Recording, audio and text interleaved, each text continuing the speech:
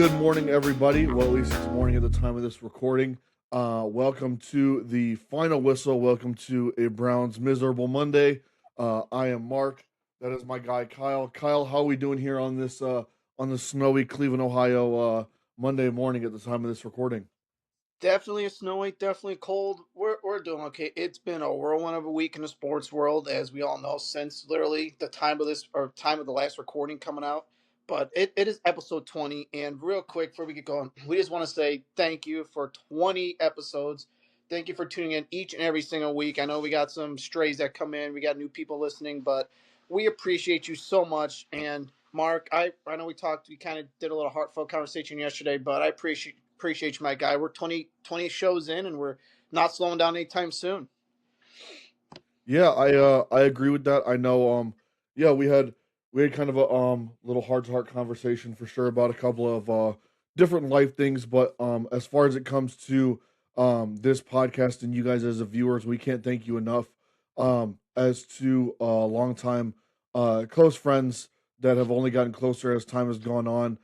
This is an idea that kind of was always kicked around as just something funny, and now here we are. Who would have known a couple years later after we joked around about it for however long?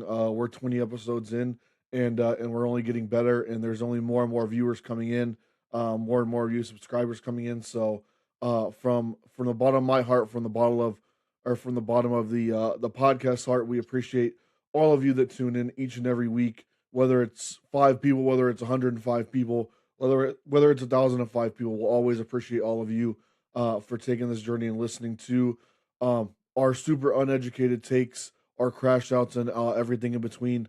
Because at the end of the day, this train doesn't roll without you guys as well.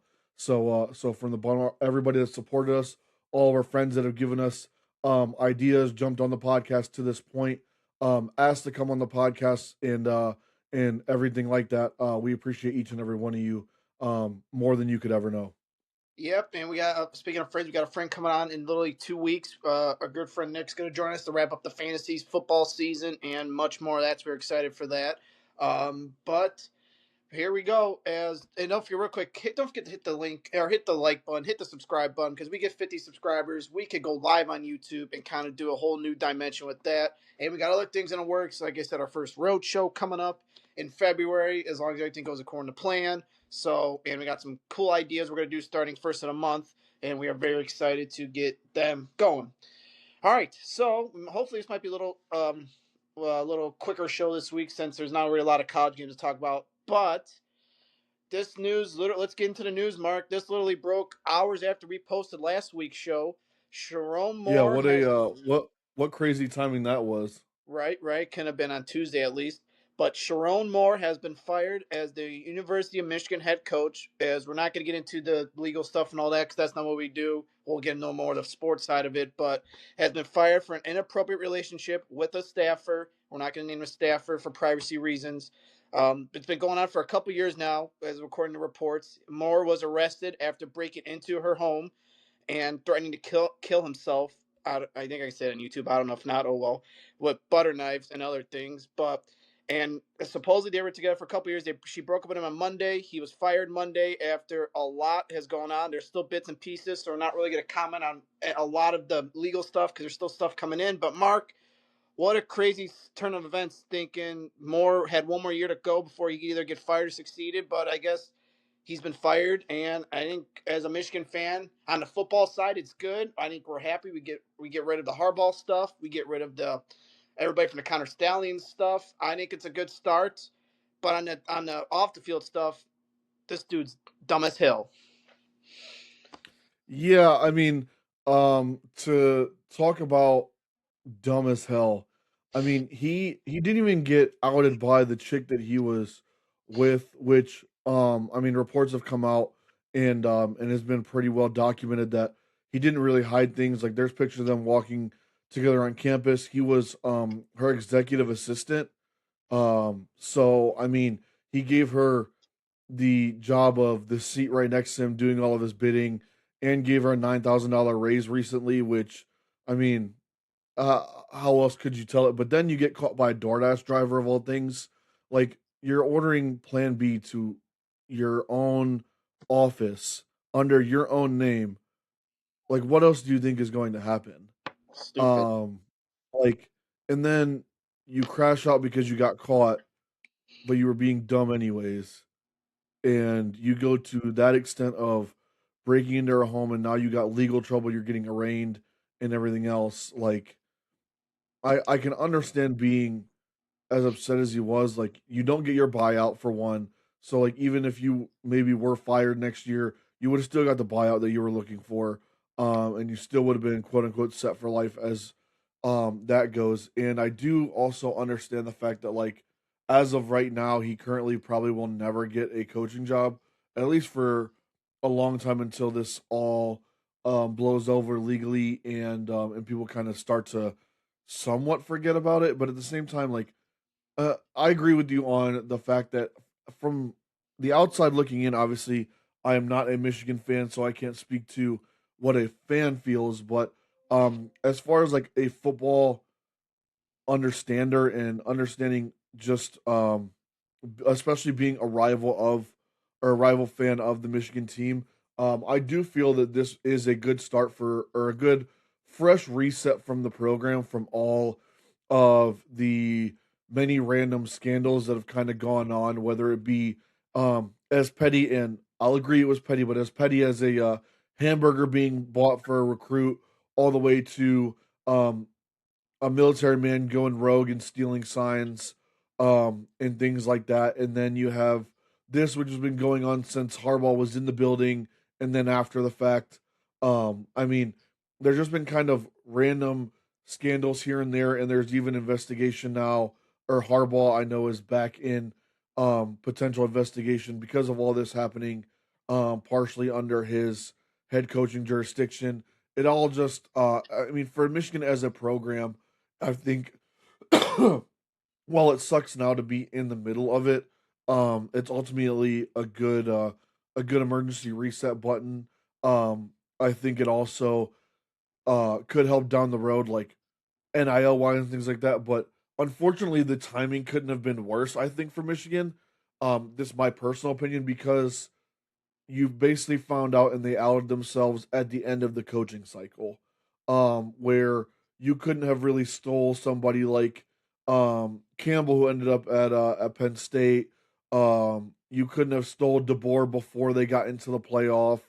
You couldn't have potentially stole some of these coaches like maybe say the guy from BYU or whatever Matt Rule, whatever the case may be, who signed extensions pretty much right after um their seasons ended and things like that. So you kind of get stuck with the short straw on the coaching side of things, where you have to basically try to poach a coach off of his own team and pay his buyout and things like that. Like there's a lot of business strings, I'll say, that Michigan does have to fight through now at this point to get a good coach. At this point, I think um, I know Kyle, you, I, and our good friend Sean have talked, and it seems like there's a couple of candidates that kind of been jostling for first place, whether it be um, Mr. Dillingham from ASU or the Washington head coach.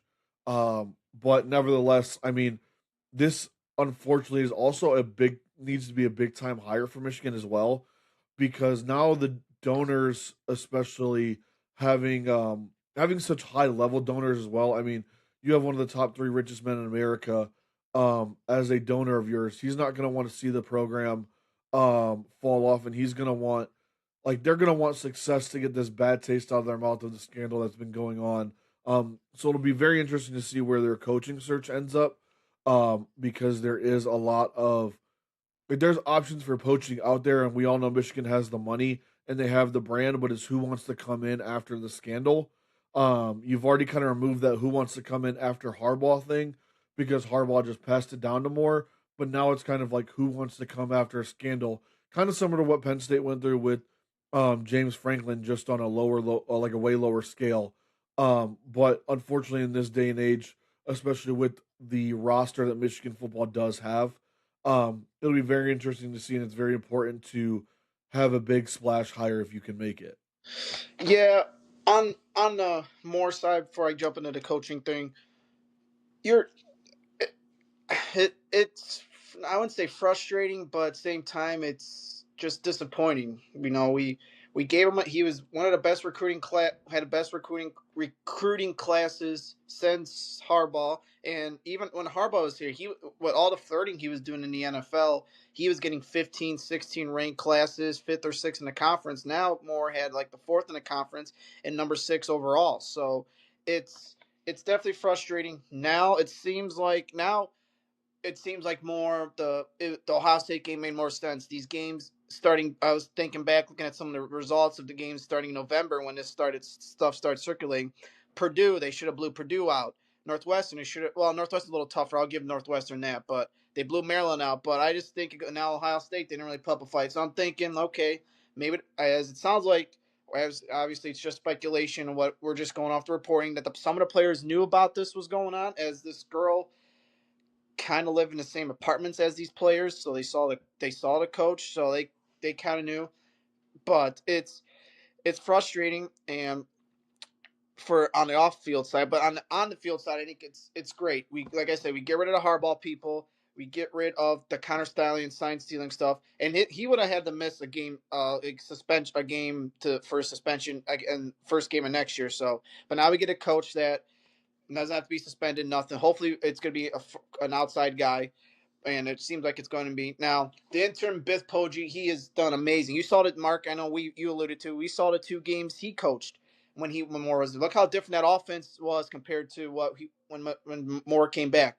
What does the new coach do? Does he keep the OC? I would hope he fires our defense coordinator because I think our defense coordinators do. He could go. I wouldn't bat an eye if he left.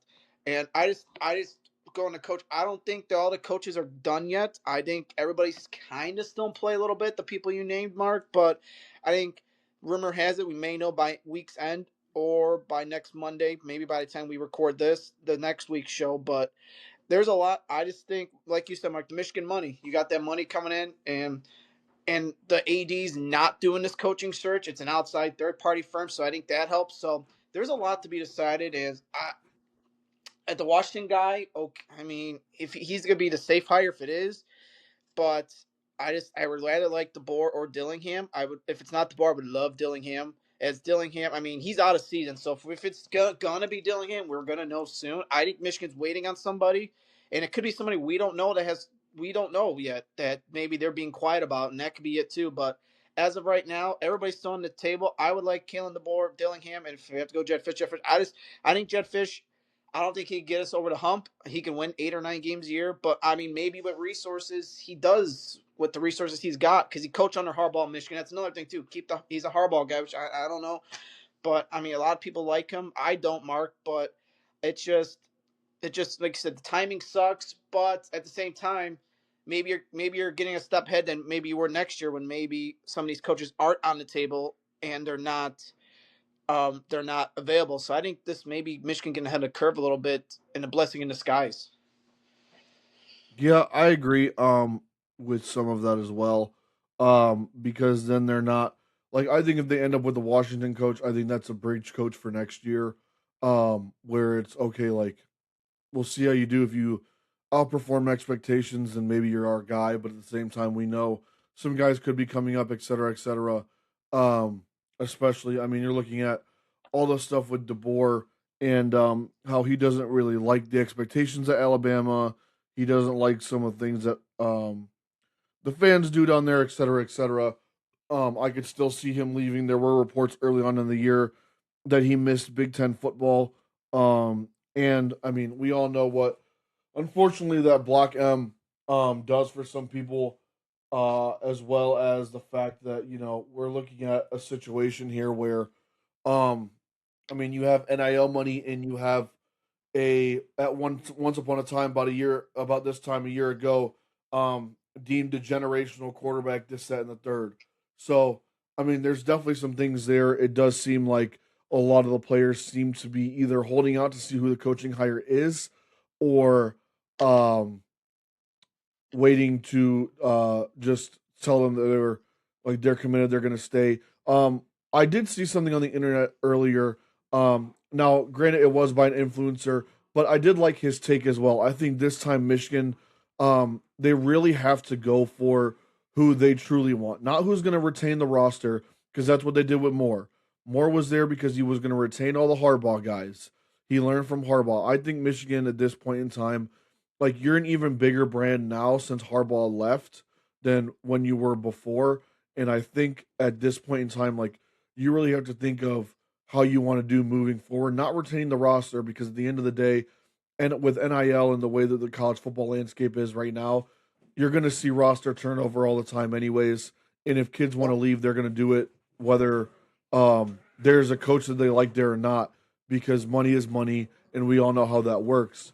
But I truly think they need to think about the future of the program and who can have long term sustained success, not only by NCAA and fan standards, but by Michigan standards. And I think that's the important part of this coaching search is I understand like a bridge guy, and if that's what you need to get to who you want next year or whatever, I think that's fine, and that should be explained. But I think that's the big thing for them at this point, and I hate to give them unfortunate good advice. Now, I'm not exactly an advisor, and I'm sure other people are saying the same exact thing I'm saying, but regardless of the fact, they'll never hear what the fuck I have to say, anyways. But I heard it, and I thought it was just some real good talking points as to just really planning for the future and planning for some guy that's going to be there long term, that has a good resume and can get you over a certain hump, even if it's not necessarily next year. Who cares about roster turnover because everybody's dealing with it, and really worry about getting core guys, getting core values, and installing a winning culture that isn't just isn't just somebody else's culture with a little bit of a little bit of makeup put on it, like you had with Moore, who was just trying to be a black Harbaugh or whatever he was trying to do. Like he didn't do anything on his own. He didn't do anything exactly flashy that we'd never seen before. He was a decent recruiter, but it's easy to be a recruiter or a decent recruiter when you work for the University of Michigan. So it'll be interesting to see. I mean, Kyle, I've even told you I would love to see DeBoer back in the Big Ten. I think that gives Big Ten relevancy. But I do like what Dillingham has done with Arizona State. Um, and who knows, if you lose Underwood and you have Dillingham leaving, you could be bringing Levitt along with you I was thinking that too. at Yep, that point thinking in that. time, which isn't a bad bridge quarterback as well. Obviously, from Michigan standpoint, you still need weapons, and I think the first and foremost thing is the coach needs to do one major thing. He needs to talk to that quarterback. He needs to talk to Bryce. He needs to talk to those two running backs and understand what they're doing, because at the end of the day, that's also going to be very important. Otherwise, you're looking at a complete offensive rehaul outside of probably some linemen who understand that linemen in Michigan are kind of like what linemen from Wisconsin used to be, and they're just hogs that no matter what, if you're a Michigan lineman, you're going to get drafted high. So again, it'll be really interesting to see, and I hope Michigan does do something good out of it and doesn't just kind of fumble the bag here, because from a sports standpoint, you want to see them succeed. I want to see them succeed so that every year that we play them, they're the highest possible seed, and we can kind of get that tradition rolling where we're constantly playing a 1 and 2 or a 1 and 3 seed and things like that, and it's really for everything on the table or nothing at all. Those are the best type of rivalry games, especially for the best rivalry in the sport. So for a football fan, I do hope Michigan does get it right, and it'll be interesting to watch moving forward, especially with the coaching carousel that has been going on for about the past month or so. Yeah, when you talk about bridge coach, if you're going bridge coach, it's going to be the intern Bith Poggi. The players respond to him. They love him. The players love what he brings to the table, and if I don't think that's the route they're going to go. I think it's going to be either a Fish, Dillingham, or DeBoer. Unless, like I said, there's a popular name that they're not telling us because they don't want to show their hand in whatever negotiations they got going on. But I just I just feel that they're gonna. I think they're gonna wait till Friday because I think Friday's a big day with Alabama playing the first game, and if Alabama loses, I would think you're gonna know Friday what's gonna happen, unless unless they announce it regardless, and knowing they're thinking that he could still do two jobs at once. But there's a lot to be decided. I'm going to be patient still. I mean, it's frustrating. We're only in day 5 of this, and which is good. I wouldn't say the good longer it takes, but they didn't hire like rationally. They're trying to feel this out, trying to get their stuff. Yeah, they're doing their due diligence. Yeah, they're not like, oh, okay, we're going to name a guy from South Dakota State the coach. We don't even know, the back or whatever. So they're doing their due diligence. They're doing what they need to do. So if they don't have a coach by, I would say next Monday, then I'll start. I think we need to start getting a little impatient, knowing Christmas is coming up. The portal's starting to open. But when you go back to your thing, Mark, about the portal, they can't. If let's say the coach is hired on Wednesday, they can't leave, start transferring until 5 days after the coach is hired. So it still gives the players time to see who the coach is, and Yeah, have meetings and whatnot. yeah, and the players are going to leave, but this coach, let's say it is Bama, the Bama coach. The Bama coach is going to bring guys with him. He's going to bring coaches with him. So each coach has the pros and cons. DeBoer, he's 7-1 against top 25 teams. He has a winning record. He took Washington to a national championship, a lesser team in the Big Ten. Still, when he took in a national championship when they were in the Pac-12. You, Dillingham, younger guy. I mean, his record kind of says what it's of. He should have beat Texas. He was already like 2 or 3 plays away from beating Texas last year in the college football playoff. So he has what it. Imagine if he did. If he was a coach at Michigan, if that was Michigan in that spot last year, maybe he does win. Maybe they do win that game. I don't know, but it'll be interesting to see. But I think for the bowl game, I think we have a better shot to beat Texas than I think we did with Sherrone. I think Biff's gonna have him going. Biff's gonna have him, and we don't know what the opt outs are yet. I guess Texas already has like 11 or 12 players in the portal already, so that's very interesting to see Yeah, if Texas lost a lot of guys after the entire Sark news and what's been going on where they don't really know what his plan is moving forward. I have heard a bunch about Texas players kind of I think sitting out, transferring, just going to the draft, etc. yeah. So that'll be interesting to see as well. Because as far as I understand, outside of maybe your guys' running backs, I believe Michigan's full. It looks like their full roster is set to play at this point in time.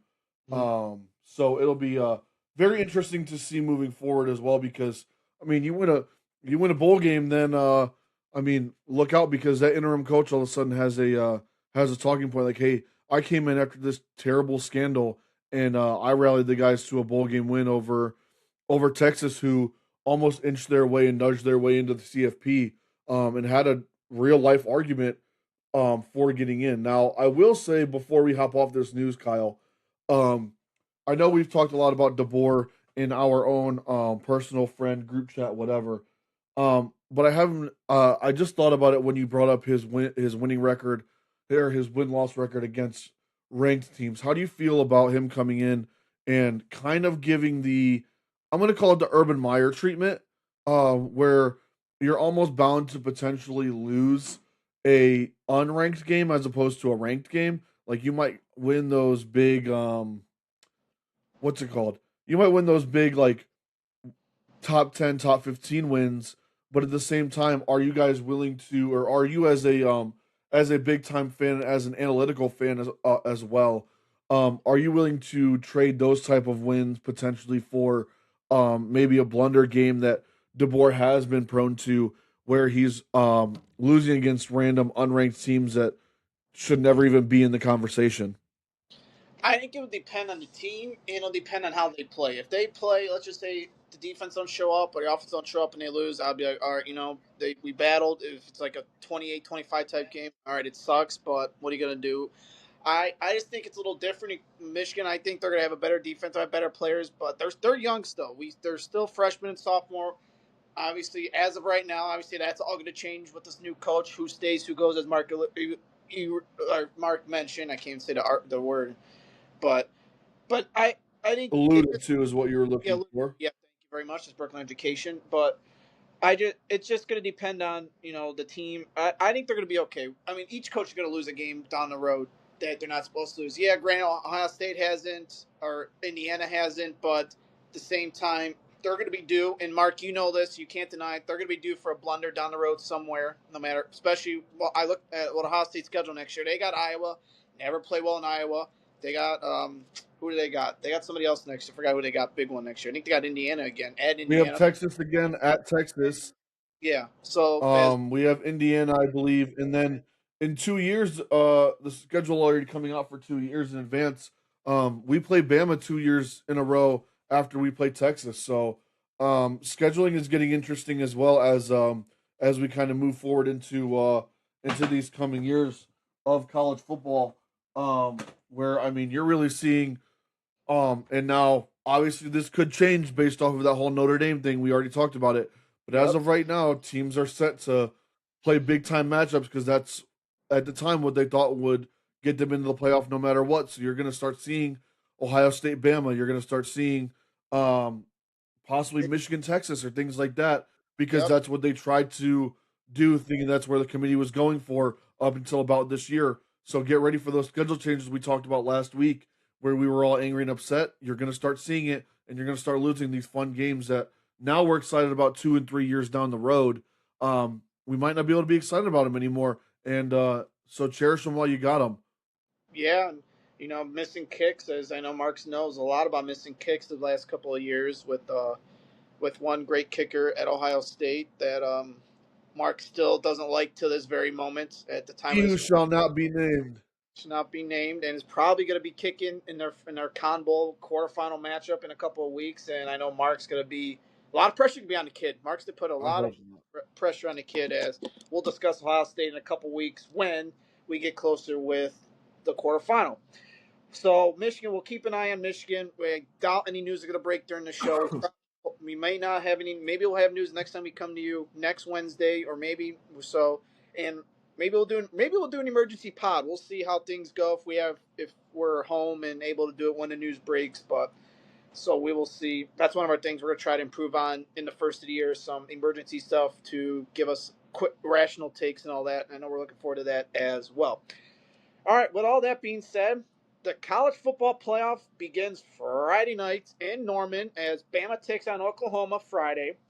Miami takes on A&M Saturday afternoon at 12 o'clock. Tulane takes on Ole Miss Saturday 3:30, and James Madison takes on Oregon 7:30 Saturday night to wrap up the first round. Mark, what game are you most looking forward to from the first round? As we may have potentially a couple blowouts, but there's two that could probably be the talk of the first round.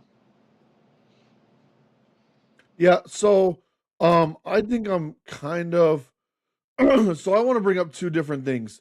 I'm excited to see now it's obviously I don't think they really have a chance of winning outside of like that 0.001% um that you always give somebody like their genuine puncher's chance, so to speak. But I'll Right. be interested to see how Tulane and James Madison come out, being that they're losing both of their coaches. So like this is kind of like their one and done. And you've also heard the whole argument back and forth about um, letting the small guys in. Why do you let the small guys in? Why not give them their own playoff for the group of five, et cetera, et cetera? Because they just can't hang with these, we'll call it quote unquote big dog teams. So I'll be interested to see, because a lot of times when teams get ragged on so badly, when they didn't really do anything wrong, like these two schools, they did what they had to do. Tulane and James Madison, they got the big wins when they needed to. They won their conference championship, and everything kind of fell in place where they both ended up in. That's how the college football playoff is set up. That's how the rules are set up, etc. And I actually agree with them both being in. And I'll be interested to see, because all of these big teams, the Vandy's, the Texases, the Notre Dames, the BYU's, they all have something to say about why let the group of five in if they can't hang. Look at last year when they all got blew out, as opposed outside of like Boise State, who was within two scores, but was essentially dominated basically for 3 quarters of that game, give or take. So that's one thing I'm watching for, is I want to see if the group of five schools give some of these big dogs a run for their money and really try to put it to them, because they have an opportunity here to shut a lot of mouths and say, hey, like we might be the group of five, but we know how to play football and we know how to play football well. And let's be honest, group of five teams have gotten a lot of bigger recruits that maybe have not panned out so far. So it's not like they're running around with a bunch of 2 stars anymore. There are some 3 and 4 stars on that field for that other team that maybe didn't pan out in their first year. Now they're in their third or fourth year and they're starting to figure out the game, how it should be played. I think my main game that I'm watching for, partially as an OSU fan, but because I like the matchup as well, is Miami and Texas A&M. I would go with Oklahoma and Alabama, but we've seen that already, and I get the feeling Right. that DeBoer and Bama want to kind of just slam the door on all this talk about is he going to leave? How is this going to affect Bama? Whatever. And I don't think Oklahoma has played the best football as of late. They kind of are limping into the playoff here. Give or take, like Mateer's not really throwing the ball how he was in the beginning of the year. But I think the offense and the experience of Miami and Carson Beck, and just the way that Cristobal coaches that team up, they're very explosive. They're a very good team out of the ACC. I mean, I know they had their blunders this past year, but regardless, they're a good team with the veteran quarterback who's won a championship before. Then you have A&M, who has a really explosive offense. Until he got hurt, Reed was a finalist for the Heisman at one point. He was playing really good football, but neither defense is very good. So you're looking at a very high scoring game potentially to get a chance to play OSU in the next round, which you're banking on then playing high offense versus good defense. And it'll be very exciting to watch. I think that's the game to watch this weekend because you're probably looking at a 50-45 ball game somewhere down the road where it's back and forth scoring and it's going to be what defense can make one singular stop because these offenses are high flying and these quarterbacks, when they're on, they can get on fire quick. And I love Kadarius Tony's little brother for Miami, the freshman sensation, who you've seen play multiple positions, actually three positions. You've seen him play receiver, you've seen him play quarterback, and throw a damn good ball, and you've seen him play running back. So it'll be interesting to see how A&M kind of deals with him, deals with Beck in that offense, and as well as can DJ Reed, or I don't think his name's DJ, but can Mr. Reed play healthy football and kind of get back to how he was in the beginning of the year after some ankle problems, some ankle injuries, and things like that. My personal pick, I think Miami ends up winning this one. I think for some reason they want to show why they were picked over Notre Dame and kind of stamp that. I don't think they have a chance against OSU outside of maybe scoring an ass load of points next round. But I think Miami kind of comes with a bigger chip on their shoulder because everybody wanted them out. They basically made Notre Dame quit a whole bowl game, and they want to make sure that that's solidified, like kind of an fu to Notre Dame, a big old middle finger to the fact that we made you guys quit and we moved on to the next round. So I think that's the game, and I think that's the winner of that game as well. Yeah, it's one of these first round. Last year's first round games were incredible. They were awesome down to the wire, great finishes and all that. Then you look at this year, and you're like, well, I mean, 2 out of 4 ain't bad. I mean, luckily it'll be NFL because if these the last 2 games become But blow, that is on paper though. yeah. But I mean, Tulane coach, both Tulane's coach, I can't talk today, and JMU's coach both have 1 foot out the door. Which I get it; they're staying there throughout the playoff until they get eliminated. But I just SEC Tulane against SEC team. We've seen it, and this is their matchup too. This was a non-conference matchup early in the year. I don't know. I think JMU would have the most ultimate chance to maybe hang around against Oregon, but I hope these games are good for viewership's sake and for our sake as we're watching them. But I just it's hard to get excited. I mean, I'm excited, but at the same time, I'm not excited because like okay, these 2 games become blunders. Luckily, there's NFL on. Luckily, you got 2 NFL games that kind of will take the course in other sports too at the same time. But it's annoying. It's I don't know. And now the only thing I get annoyed with, okay, you have these games, but then what happens when you start expanding to the 16, to the 20s, to the 24s? You're gonna have the same type of games because you're gonna get these group of fives in, and you're gonna have the same type of matchups. Now, will one pull up there? If these two don't win, they're 0. These group of 4 teams are 0-3 going back to Boise last year when they lost to Penn State in the quarterfinal. But I, it's hard to get it, Mark. It's hard to get Yep. excited. It's hard to enjoy it because you know what the interval is gonna. Maybe it'll be close for a quarter and a half, maybe. But if teams take care of it, might start pulling away. So the quarterfinals are gonna be probably where it's at. But I'm tired of the expansion. If you're gonna expand this, make it do basketball. Do 64 teams because okay, someone's gonna get left out. Your Notre Dame's crying about getting left out, and we talked about that last week. They still have that deal; they get in if they're 12 or better automatically. So you make it 64. I don't.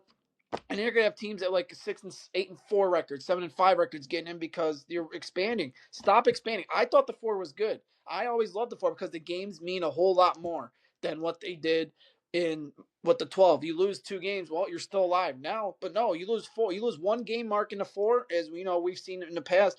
Well, you're out of it because you lost a game you shouldn't have lost. Now you're need help. So I don't know. I just these. I mean, I'm excited the smaller school get the opportunity, but when you look up, I thought Boise had the better chance out of the 3 teams that have gotten in so far from the group of 4 to beat Penn State. They almost did. They hung around for a little bit, but couldn't pull it off. But if you're looking at least for the first 2 years, Mark, I am not excited for these 2 games. I'll be really honest with you, unless I'll be excited until it starts a 2+ score game, and then it's like, well, here we go.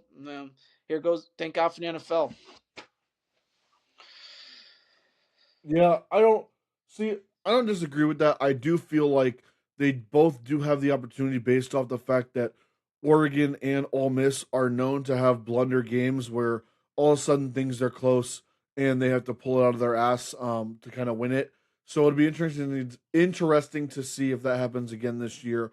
My biggest, I think, takeaway is you take this year and I think you have to really evaluate it and what happens with these Group of 5 teams this year because these are what you're calling the best Group of 5 teams available, right? So you've got no Boise, who arguably is the favorite each and every year. You've got Tulane in there. You've got James Madison, right? The idea here is I think if they both get blown out, um you roughly look into the fact that like do you either remove the group of 5 and give them something else altogether, or when you if you do expand it again, like are you looking at another March Madness situation where you have number 1 versus number whatever, number 21 or something. I think you have to remember that football and basketball is a lot different. In basketball, you can get hot and hit a bunch of 3 pointers, and all of a sudden you beat somebody.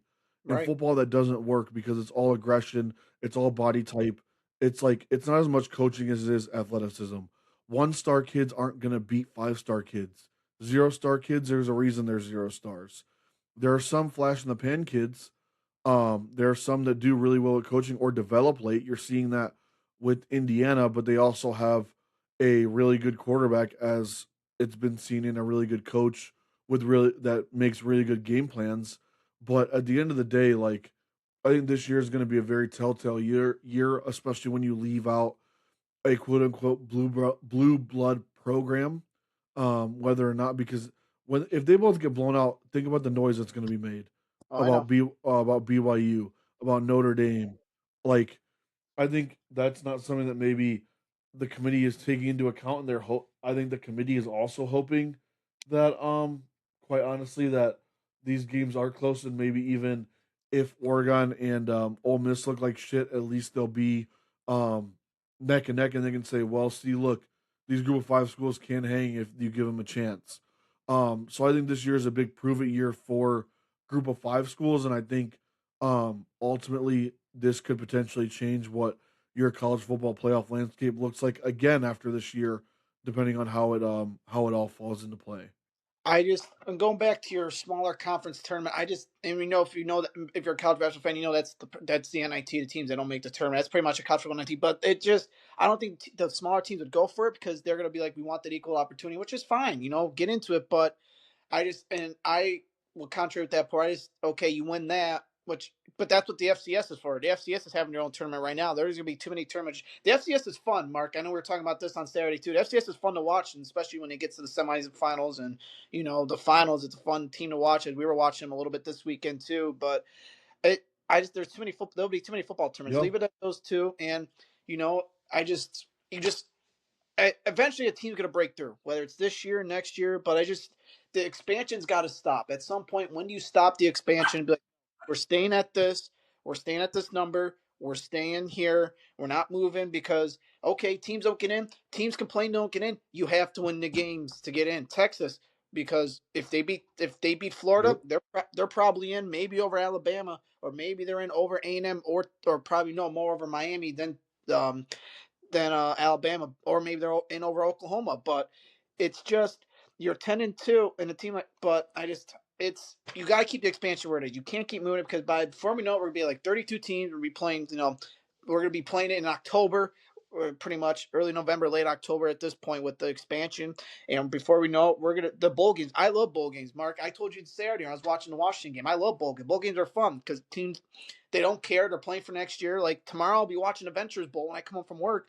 Troy and Jackson State. Cause this is their no. We don't really watch them throughout the year, but this is our Yep. time to watch them and get to be like, oh, this is a cool team, good for moments, get the Gatorade bass. I enjoy the bowl games. Now, if they take away the bowl games, I mean, I guess, okay, you're making it a more meaningful games, then yeah, but stop the expand every year, stop. Okay, maybe give it a contract. Okay, we'll stop the expansion for 5 years. That will give us 5 years to evaluate what happens, and then another 5 years. Okay, when it gets to the 5 year mark, are we expanding it? Or are we not expanding it? Because when it gets to a point you're going to let teams like I said, Mark, Texas at 9-3, who just had a bad loss to Florida, get in.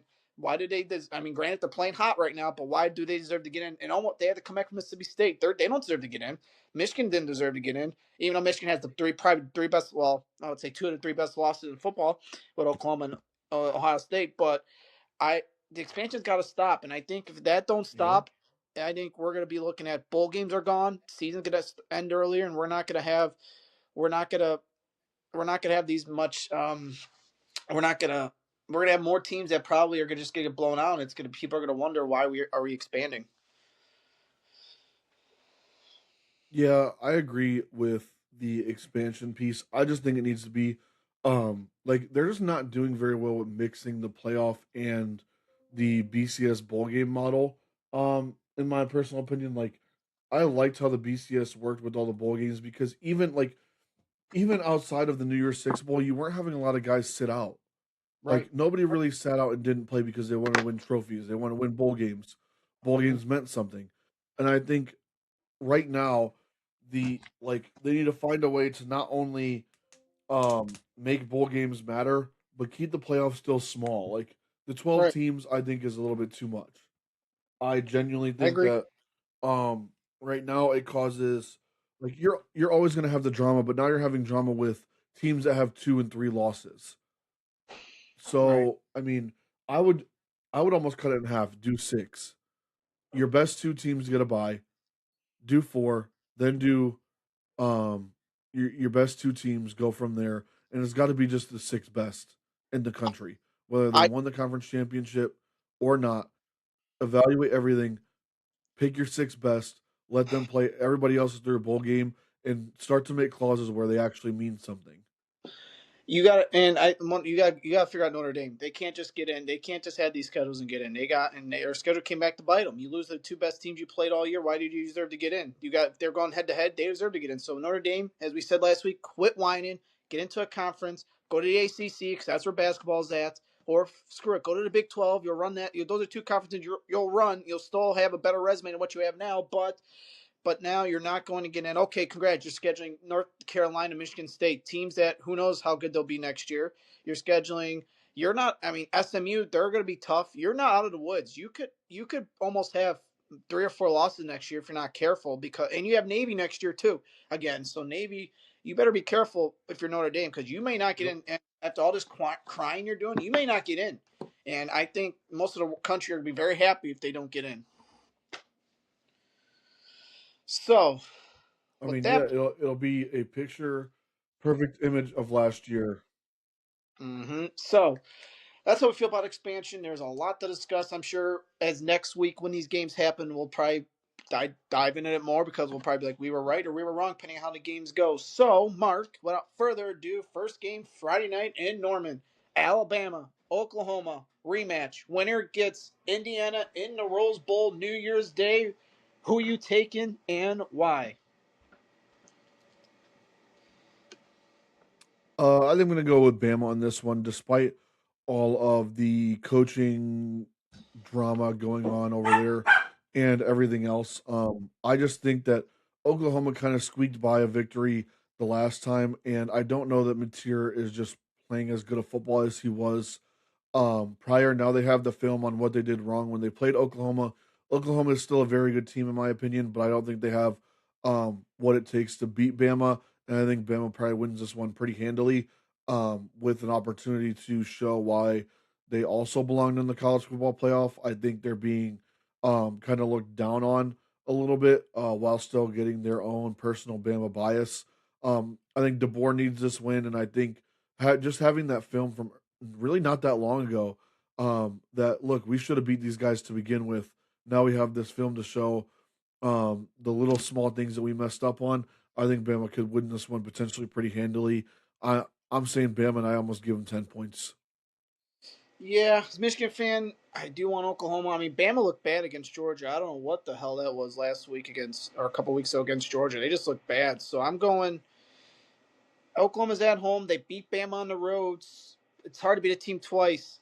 I probably Bama, I would think. I think Bama in a close one, but I wouldn't. It wouldn't shock me if Oklahoma pulled out. I don't know why. And there's rumors. We don't know what the rumors are, but rumors that Bama quarterback's hurt with a back injury, so we don't know how much, if it's true, how true it is. But it's hard to pick. I think Bama in a close one, Mark. But I wouldn't be surprised if Oklahoma did win this game. If they won this game at home to set up a date with Indiana. But because I think as a Michigan fan, you want Oklahoma to win to kind of sweeten the pot a little bit because supposedly he's getting an extension, hasn't been signed yet, Yeah. and I think Bama fans are going to really, really have his head if he can't win a first round game because who knows what their schedule next year if they get back in, knowing they had to sweat it out this year. So we will see on that. And the second game, I know Mark's going to be very attentive to because it pertains to Ohio State. Miami versus Texas A&M. The winner gets Ohio State New Year's Eve in the Cotton Bowl Classic. I think I'm going A&M. I just think A&M has the defense to win this game. I think they're done for. They had their shot to maybe get a better seed, win a conference championship. They couldn't. I think they folded under pressure. They lost to a Louisville team. I like A&M to go on and face Ohio State with that defense and that offense that could really put up some points. Yeah. Like you kind of said previously, I like Miami. I think Miami just has kind of this weird switch that they flip kind of randomly when they play really bad after a while. All of a sudden, they just flip it and they turn it on, and Beck turns into the guy that we all thought he was going to be all year long. I think it's going to be a very, very close game. I think it's going to be a very high scoring game. Um, I also think that it'll be kind of key on what kind of Texas A&M defense shows up. Um, Now, if A&M and their defense actually shows up the way the SEC defense should and has at times for them, I think they could be in the driver's seat here. But I think in a shootout, Miami has a bit more weapons on the outside, whereas A&M probably has a more consistent quarterback, especially with his legs and things like that. I just think Miami wins a close one, and they find a way to win just based off the fact that they've just been talked so down upon. Um, I always like a team that, and I always feel like when teams are talked down on so badly for so long, they always tend to find a way to shut everyone up and say, "This is why we're here." Meanwhile, A&M, I feel like is still kind of reeling. Like they had everything in front of them, and they really had a blunder game of themselves. And I think that comes back to bite them. And I think Miami is potentially one of the scariest teams in this playoff tournament as it is right now, because of the experience that they have, because of their coaching, and because of just their offense in general. Their offense is very, very high powered, and at the end of the day, I think if they get going and they start to get hot, being that they got their opportunity, I think they could be a real problem for anyone, including Ohio State and our defense, as we have been prone, obviously, to give up some points here. But yeah, I think Miami wins in a close one. I think their offense is just a little bit better than A&M's, and they figure out a way to pull it out. And they're a real problem moving forward if you can't slow an offense down. Yeah, it'll be very interesting to see how that game plays out. I just think the defense at A&M wins that. All right, the next game, this third game, Tulane versus Ole Miss. I believe we both know where we're going with this, Mark. The winner gets Georgia in the Peach Bowl New Year's Day, New Year's night. No, excuse me, Sugar Bowl gets Georgia New Year's Day night, and I'm taking Ole Miss. Tulane might fight for a little bit, Mark, but I just think at the end, Ole Miss will pull away and take on and we'll move on to play Georgia. Yeah, I agree. I think Ole Miss wins, and I think they honestly blow the doors off of Tulane. For one simple fact, and it's that all this shit with Lane Kiffin that's going on, it's finally ended, and I think they want to make a statement in regards to that. No kids that have committed somewhere like to feel like they've been given up on or that they weren't good enough. No matter what Kiffin said, that's what they feel. I know how they feel. So, based off of that, I think they come in with a very big chip on their shoulder. I think they can not only win this game, but win next round's game as well, um, because of like they have the most to prove, not only to their former coach, but to themselves that they are good enough. That they are good enough to have a coach. They are good enough to be here, and that their coach should have stayed. And we're going to show you why. So I think they just blow the doors, quite honestly, off of Tulane. That D2 kid, um, Chambliss, is an animal when it comes to quarterback position, and you gave him another chip on his shoulder. He already didn't think he was good enough in the beginning, having to go to Ferris State, which is a D2 school, and now you give him another one because the coach that he transferred in from left at the first blink of money. I think he's going to come out and he's going to run Yeah. Rams over everybody in his way. So look out for Ole Miss, not only this week, but moving forward. Yeah, I think it's going to be very interesting the next game as they play Georgia in the Sugar Bowl. One more, James Madison versus Oregon. The winner gets Texas Tech in the Peach Bowl New Year's Day. And Mark, who you liking in this one? Is there a potential upset in this one, and why? I think this is the best potential for an upset, especially because um, Oregon they've had a couple of blunders this year. Even though they've won their games, like there's times where they just let teams hang around. And James Madison has a good culture. They have a decent team. There's a reason why two different coaches have now gone to bigger and better programs, and it's because their team wins and their kids fight and they have a good base and a good structure. I think this game is a lot closer than what people think. I think it's closer than what the betting lines probably indicate as well. I haven't looked at them, but I have a feeling that Oregon is probably a two-score favorite. I think Oregon's going to have to fight, scrap, and claw for this win. And James Madison is not the slouch that everybody thinks they are or they're going to be. I think Oregon still wins based off of coaching alone and the fact that Lanning is, I think, one of the best coaches in the country, unfortunately. And JMU is going with a coach that also has to worry about making a Power 5 school even better pretty much weeks after whenever their season ends. So I think that ends up shooting them in the foot. And I think their coach ends up kind of pissing down his legs, so to speak, because of so much pressure on him to build basically two programs at once because however far JMU goes, that only builds that program, but he also has to rebuild whatever program he is going to next. I don't remember exactly where he's going, but I just think Oregon ends up pulling it away based on the talent and based on the coaching. But I think it's a very, very close game. I think it's probably a one-score game going into the final drive. Oregon maybe then pushed it to two. I think it then pushes to two scores. I think Oregon's going to have to fight a lot more than what they think they're about to. Yeah, this is. Oregon's gonna win this game. I like Oregon to win. I don't know how far Mark. I don't know if I see JMU going that as far as you do.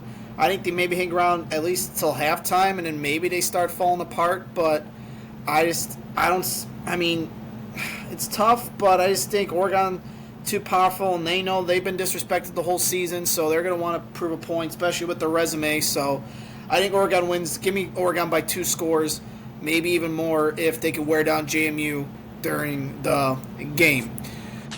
All right, so the college is done. Before we move on to NFL, I want to send a shout out to my cousin Michelle, who got married in November to her fiance Brent, or now husband Brent, as she got married in South Carolina. So Michelle, congratulations on Michelle and Brent. Congratulations on a marriage, and can't wait to celebrate with you guys very, very soon. Much love. Congratulations to them. All right, so our favorite time, we call it crash out time, as we are going to turn to the NFL.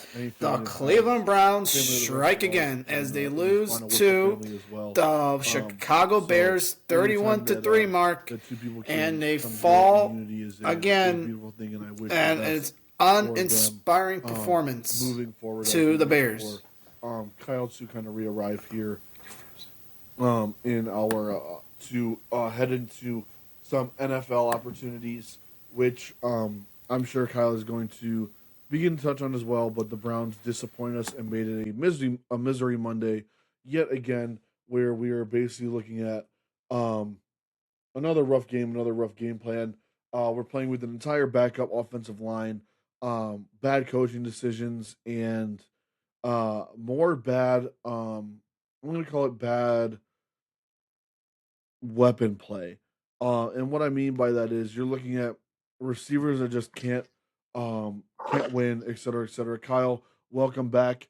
More life, more love, and more happiness to your family members that did get married. Anytime that two people can join themselves in unity is a beautiful, beautiful thing, and we wish all the best from them. Any family of yours is final whistle family, and I can't wait for them to experience that beautiful, beautiful thing.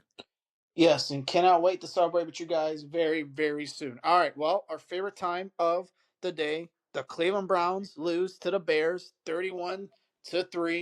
Very uninspiring performance. Defense just looks gassed. They look tired like they've been on the field the whole season. The team is on vacation mode already, Mark. They're putting Sador in bad situations. Is it Watson time soon? Many more questions and answers, as we talked about, Mark. The time is coming. Stefanski's getting fired soon. Hopefully, the front office is going to get a let go soon. But it's just very uninspiring football, and it looks it's embarrassing at this point.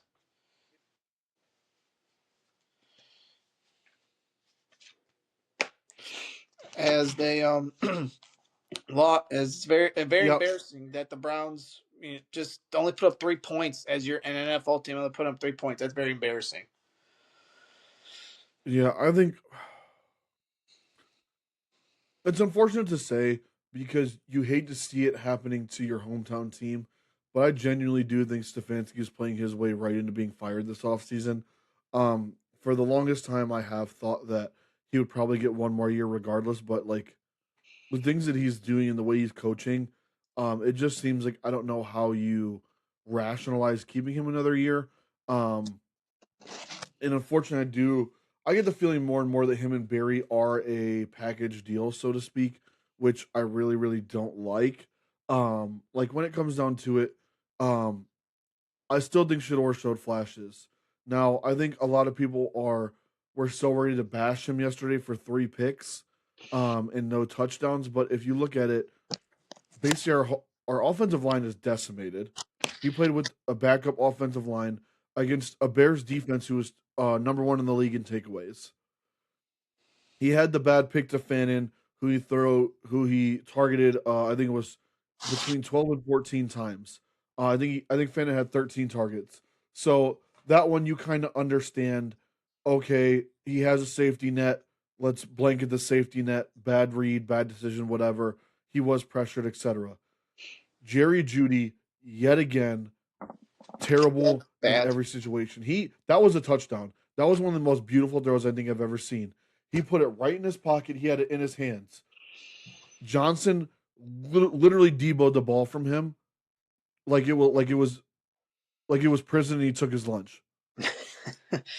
Like, I mean, I don't. This is supposed to be your number one wide receiver. He's supposed to be your veteran, and you can't even trust him to make a 60-40 ball. Shador Sanders made that ball from a 50-50 catch ball to a 60-40 catch ball. Yeah. And he still just got it ripped away like he was a little kid taking his peanut butter and jelly sandwich on the playground. Like it was just terrible. Um, and then there was, I believe, the one other pick he threw a little bit too high, and I think he quite honestly underestimated what it's like playing in that level of cold in the Midwest. The ball is heavy, the wind is not what you think it is, especially when you play in a place like Chicago or somewhere like you may think when that ball gets up there, you can power it through, but the ball's heavy because it's zero. Um, and you're quite literally like, I think there was a video from somebody, a Browns fan in the stands that my fiance sent me. They poured a bottle of their Coke into a cup that they received, and it started to become ice. It became a slushy within a minute of it opening. So, like, that's the level of cold you're dealing with that affects the ball and that also affects the way it gets carried in the wind. But there were still flashes. I think you're seeing a lot more athleticism than I think what the draft process gave Shador. He had a couple of great throws to Isaiah Bond, who, in my opinion, has had a great game and has played his way into what I would say is probably a number three deep threat type of receiver at this point in time. Him and Shador have connected on multiple long balls. I mean, Bond almost had his first 100-yard game yesterday, and that ball layered in between the corner and the safety on that seam route was a thing of beauty by Shador. He still almost threw for 200 yards yesterday, and you had no running game at all. I think Judkins only ran the ball 12 times, which is unacceptable. I understand, again, we have a bad offensive line, but you can't have this offense and this defense play that way when you're only running the ball 12 times. You can't. You have to run the ball more. You have to feed Judkins more. And if your offensive line is banged up, you have to get a little bit more creative. Everything they do is bland. Everything they do is power run. You can't just power run when you're playing a good defense in a team that is on fire right now. And on the flip side, Caleb Williams again looked amazing. That throw from rolling to the right all the way to the left side of field, he threw a freaking bomb. Like if you look at, I think there was a replay somewhere. The velocity on that ball was insane. Whether it was cold, hot, whatever. I mean, he played a great game yesterday, and the duo of Swift and Monungai is a real freaking problem for anyone that's going to have to play the Bears moving forward. Swift, I personally have had him on my fantasy team. I thought he'd have a good year, but I mean, the year that he's having this year is kind of insane, honestly. Swift has looked really good. Monungai has not looked like a seventh round pick. That defense is number one in takeaways. I believe they have 30 already this year. I mean, they're playing at a high level. The Bears are on a heater, and they're going to be a problem moving forward as long as Caleb Williams and Ben Johnson stay the course.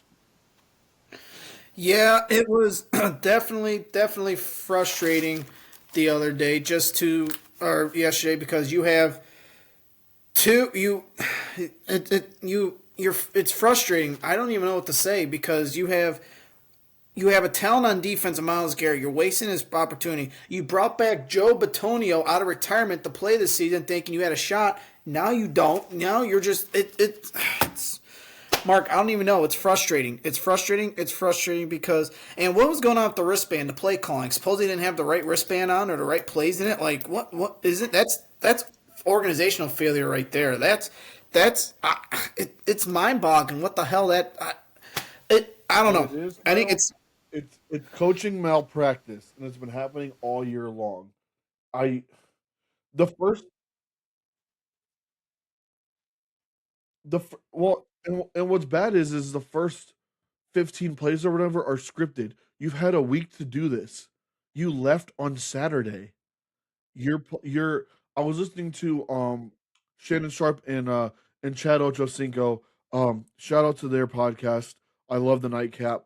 But I was listening to them and because I wanted to hear their take on that portion of things. I wanted to hear their take on the wristband being messed up and whatever. From their experience, those plays are put on that wristband on Friday. So how all of a sudden on Sunday in the first quarter do you not realize that? It took them a whole quarter to figure it out. And I believe it was Shannon Sharp explained that they're not only made on Friday, but then they're reviewed on Friday. So for the Browns to essentially go in and say, "Yeah, we thought it was okay," and then we had to make some adjustments, makes zero sense. Makes zero sense at all. It's coaching malpractice the way Stefanski is coaching. Every week there's some type of new coaching blunder, whether it be play calling, whether it be trying to get too cute on 2 point conversion plays. Now you're talking about a wristband that that wasn't correctly filled out for your scripted plays. I mean, it's honestly insane to think like not only is this your head coach, but this is the guy that you could be stuck with again that you've also stood behind and now you're really going to have to make a decision on because all of his malpractice things are coming to light. So I really do think that um, it'll be an interesting tell on what Cleveland as an organization thinks of Stefanski. I hope he gets fired. I think it's time for a new coach. Um, I wanted, and I think Kyle and I have talked on this show that we've wanted Mike McCarthy to be that next head coach. He's a very good player development coach. He knows how to coach young teams. He also knows how to bring in specific veterans with him that make a load of difference. And I don't see how you can keep Stefanski moving forward after all the things that have eventually come out, based off of just the dumb coaching ideas that he's had. I don't understand how you even have any type of argument to move forward with him anymore because of things like not getting a wristband right 3 days later, Yeah, things like running the wildcat instead of having a quarterback who's been throwing the ball well. It just a lot of the coaching decisions aren't making sense, and I just no longer feel that there's an argument to keep him like I did in the beginning of the season. yeah. I really don't know what is going to take for this organization. You're going to have to fire him. And now there's been talk, rumors. What those rumors are, I don't know. But that Andrew Berry would not get fired. He would just move up to another part of the organization, and then Glenn Cook would take over as GM. I don't want that. Bring in something from the outside. Obviously going to bring in a new coach from the outside, but I just. It's we're tough and there's bad decisions. The team is uninspired. I think Stefanski knows he's on his way out. He's just trying to get through these next 3 games against Buffalo, Pittsburgh, and Cincinnati. And then what do you do from here? You do give Jim Schwartz an interview. Who do you give an interview? Because as we bring it back, coach like Jim Schwartz, they're a dime a dozen. You hope you keep them, but at the same time, if somebody comes calling like, hey, do you want to come play or do you want to coach with us? You know he's going to think about that, knowing where this organization is at. Myles Garrett, as he asked for another trade. Depends where this team goes, but he signed his death wish to be here, so I really don't know what we do from here. And the quarterback, Mark, we talked about this before we came on the air. We still don't know who's going to be making these picks, who's going to be, the coach. That determines, I think, what we draft. Are we drafting another quarterback? Is it going to be Carnell Tate? Is it going to be an offensive lineman? Is it going to be Jordan Tyson, another wide receiver? We just don't know, and I think until we know, I don't even know. It's week in and week out. The Bills are going to come in and kick our ass. That's what the Bills are going to come in and kick our ass. It's going to look like last week. Steelers, who they're still going to have stuff to play for. Bengals are out of it, so it's going to be like a JV game. Like, oh, I'll just get it done so the season can be over. So, I mean, hey, we're celebrating Myles Garrett sacks because that's what we do. We don't celebrate championships. We don't celebrate, division titles. We celebrate Myles Garrett sack. That's great. He got the sack. You think he cares about getting the sack record? Hell no. So us as fans, we could be happy he got the win or got the sack record, but at the same time, who cares? Because you know why? Because we want to win. We want to win championships, division titles, conference championships. We want to win all that. Who cares about single season sack record? Good for him. I'm happy for him. I hope he does well, or I hope he enjoys it. But at the same time, I'm done celebrating these mini titles, Mark. I'm done celebrating these sack records. I'm done celebrating rookies of the year or weeks. I'm done. Curtis Swexner is probably going to get nominated for rookie of the year. Congratulations. Who the hell cares when you're not winning championships? I mean, yeah, I agree. We're not even sniffing the championship at the moment. I still, whoever the GM is, whether and this is why I do still hope it is Andrew Berry, because I think Shador has at least shown you that you have something with him. You have a flash with him. You have the work ethic with him. He's shown the ability to do things. I think I still feel, and I'm going back to how bad the Watson trade has been for us. There's a reason it's been bad because we haven't had weapons the entire time he's here either. You have got to get weapons on this team. I think ultimately the ideal draft is you get either Jordan Tyson or Carnell Tate with that first pick, and then you get the left tackle out of Alabama, Proctor, with your last pick in the first round, and you really just move towards offensive line, wide receivers, and a couple more D linemen to kind of fill out that rotation. Although the D line has been great, but I agree with you, Kyle. Like, it is pretty messed up when you have pretty much a team here that you're winning fantasy prizes with. Like, don't get me wrong, I am happy that Myles Garrett will finally be the single season sack leader. That's great. I know he's been working towards it for a long time. I've been wanting him to get it for a long time, especially because the almost Hadja Man of the Year, PJ Watt, has had that tiebreaker with with Strahan for a little while. I'd love to see that, like a Browns player, obviously take that and be in the record books. And Miles is a first ballot Hall of Famer. Um, Obviously, we have a couple of rookies of the year candidates on the defensive side of the ball as well as the offensive side of the ball. But I mean, I don't disagree that who cares, especially when you're a three in whatever team. But I hope that's enough to keep Barry into the GM role, even when Stefanski gets fired, because clearly he found something and he figured something out, and I want to see if he can keep figuring that out and stay the course of what he wanted to draft.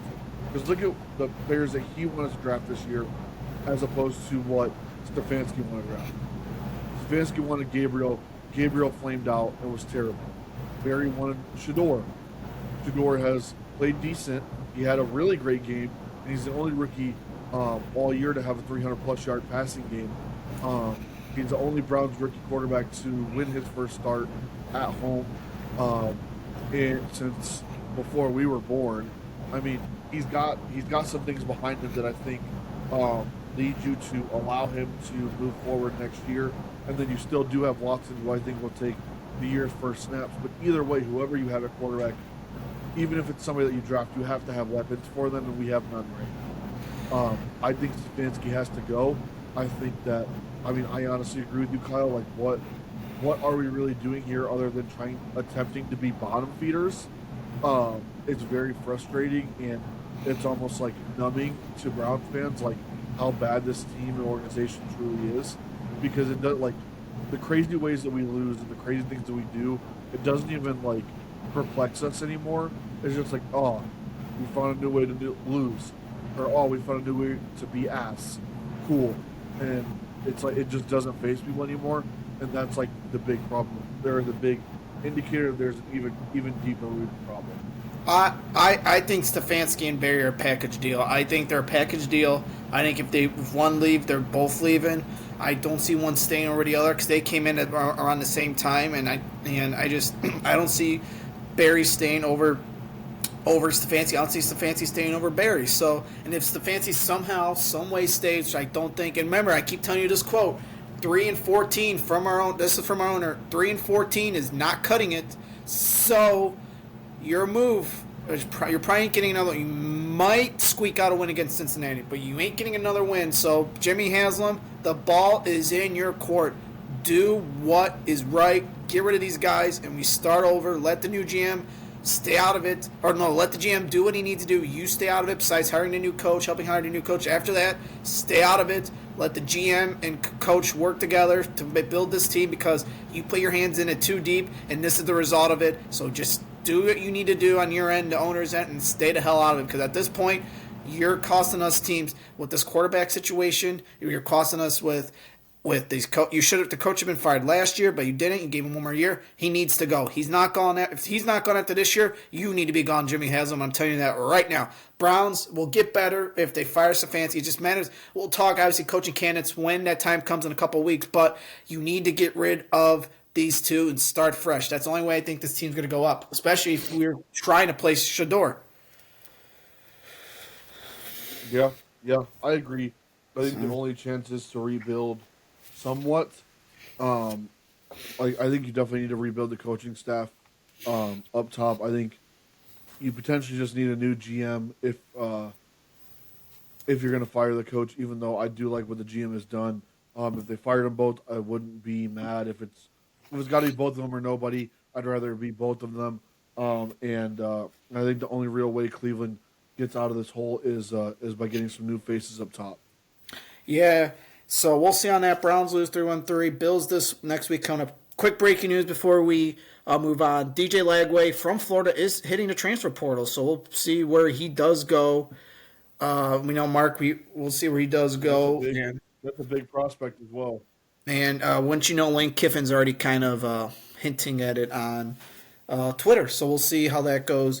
We'll discuss that when that move is made. All right, so continue with the NFL. The Bills and the Patriots. What a fun, entertaining, fascinating game this one's. Back and forth game. the Bills aren't dead yet for the division. The team we thought they would be early in the year came alive, especially off of a big win last week. Division's right there. Can the Bills climb back, Mark, and maybe steal this division from the Pats if the Pats aren't careful? I in the middle of yesterday's game, I was pretty adamant that they were done for. They were dead, and I thought New England could win it all. I still think New England has a chance to win it all. However, I mean, for the Bills to make that type of comeback was kind of insane. This guy Josh Allen, for those of you that watch the Pat McAfee show, they call him Josh Alien, and I'm honestly starting to at this point agree with them. The guy is an alien. He's pretty much working with nothing over in Buffalo at this point in time, and somehow he comes back despite a terrible outing by their defense and figures a way to win that game and try to take control back of their own destiny. The Patriots all but had a fork in these guys, and they came back and just, I mean, they came alive. I think I, they're definitely not dead. I think that especially with the new um, the new look of the playoff, which well, I'm sure we're about to talk about here in a little bit. I think their confidence probably is at an all time high now that their kryptonite is no longer in front of them, and I could see the Bills really making a run and Josh Allen really making a run and seeing like, okay, this might be my time. Let's go do this. Um, and for the Patriots, like this is the second or third time now that they've had big leads and blown them, whether they won or lost. So that's going to have to be something they need to figure out is how to not play with so much complacency that they're up because the NFL is an offensive game and you can score points in a hurry in the NFL if you get a takeaway or two, uh, or you figure it out. And the Bills obviously at this point know how the Patriots play. So I mean, I think New England regroups. Obviously, division games are never easy, but I think the Buffalo Bills probably also understand like, hey, it's time to get ourselves up off the canvas before this 10 count hits us, and get back into this fight. And they're definitely back into the fight. I'll tell you that much. They definitely are, and we thought maybe they could have been left for dead out of the playoffs. Here they come, and they got the Browns next week, so obviously that should be an easy dub for them. And I believe they got either the Jets or Dolphins one more time before and then they got the Eagles. So they probably should win the last 2 out of 3 at least, maybe 3 out of 3. Because I believe it is the Dolphins or Jets. The Dolphins or Jets as the final game of the season. So they should win 2 out of 3. Maybe they beat the Eagles, go 3 out of 3 to get in. If they win at least these next 2 out of 3, they're going to be in as a wild card. There's no way they get left out. But you never know. Football's funny the way it goes. It's it's it's remarkable how they're playing. And we always think they're left for dead. And what a great for the rivalry and great for the division and great for football. The Bills and the Pats fighting again. Who would have thought the Pats would have been this good? And here comes the salt in the wound. Mark Mike Vrabel had him right there. Had him right there to coach the Browns. And Yep. look, and now he's leading the team to the playoffs, regardless of if they win the conference or not. So or the division or not. So they're in it. And credit to New England. They tried to Gerard Mayo, did not work. They bring in this guy, Travion Henderson, Drake May, Stephon Diggs. I mean, I think they need another receiver. I don't think they could count on all these players to help Diggs out. I mean, you have Booty, you have a couple other guys, but I think you still need like that stud wide receiver. Matt Collins, yeah. Yeah, to help with Diggs. I mean, you got Matt Collins, you got that Kyle, what's his name, Kyle Williams or someone from Texas A&M. I mean, they got guys, but I still Yep. one needs to be developed to be a number two to in order to really go far. I mean, they still could with their defense, but with their offense, they need that 1-2 punch like they do in the running back field with that. So we'll see. And hey, it's gonna be fascinating. If the Pats have to face the Bills round 1 too. Could you imagine that round 1 in Foxborough or something? A wild card weekend. It was snowing. Imagine if it snows again. But it'd be very interesting, Mark. And I think the Pats are good, but here come the Bills are showing resilience, and they're getting hot. They're getting hot just at the right time with their favorable schedule. Yeah. I mean, I agree, and there's a lot left in the tank for I think both of these teams. And I mean, if yesterday was an indicator of it, please give me them in the first round. I'd love to see them go back at it one more time, because both games have been pretty good games, all things considered, and for something really on the line, not just a conference championship, but an opportunity to move on in the playoffs. Sign me up all the way. Yes, sign us up. So the Bills and the Browns next week, 1 o'clock, right here in Cleveland. All right, next game as we continue here, the Chargers and the Kansas City Chiefs. And folks, the Chiefs dynasty is officially over. They have missed the playoffs. They are out of the playoffs for the first time in a couple years. They lose to the Chargers 16-13. The big story of it, not just that, Patrick Mahomes is injured. He's out. He tore his ACL out for obviously the rest of the season, mostly next season, Mark. Again, we don't celebrate injuries or people losing their jobs, but we're celebrating the football aspect of it, Mark. Kansas City Chiefs are dead. They are done. The dynasty is finally over. But, Mark, we talked about this earlier. Will they tank for a certain somebody in the 2027 NFL draft? See, now that's the problem. Like, the dynasty is, yes, it's over. Kyle, I told you that this morning once I found out that they confirmed that it was an ACL tear for Pat Mahomes. This is very eerie of kind of what happened for the Colts when Peyton Manning had his neck problem. You basically gave so it's what, week 16 here for the NFL. 15. You have Okay, so he won't be ready till for another full season at this point, right? So you basically have next year, where now their draft pick is better because they're not in the playoffs. So they've probably had their best draft pick since Mahomes has gotten into the league. They're going to be even worse next year.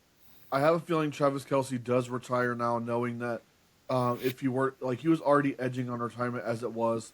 Now he has to know that he's coming back and not having his quarterback that he's been used to for years on end there and throwing him the ball. You really only have Rashee Rice. So, and let's be honest, the Chiefs organization knows how to draft players. My concern is that this team for the Kansas City Chiefs needs developing. How fast or slow that developing is going to take will be an interesting story to watch, right? But unfortunately, I do feel as though there's about to be something where it's an Andrew Luck-esque situation. Mahomes is going to go down for a year, but instead of it being a quarterback, somehow they're going to find the way to the number one pick. And you're going to give Patrick Mahomes Rashee Rice in his prime and Jeremiah Smith in his rookie year. You're going to give the best quarterback in the entire league, possibly the best ever, a fucking receiver that is supposed to be the best ever once he gets there because of 1 year, because of one fight for a title. And it'd be interesting. So Go ahead. it's frustrating because the Browns, like, think about it this way: the Browns have zero weapons. We could never even say we had a dynasty before. Now, the Chiefs are going and doing exactly what happened with the Colts. The Colts had a dynasty with Peyton Manning. He has his neck surgery. They let him go. Ask for 1 year. Get Andrew Luck. They're good again for another couple of years before Luck ultimately pretty much leaves football in its entirety from a playing aspect. Now you have the Chiefs. Draft Mahomes. Play Mahomes. Good for years. Multiple Super Bowls, et cetera, et cetera.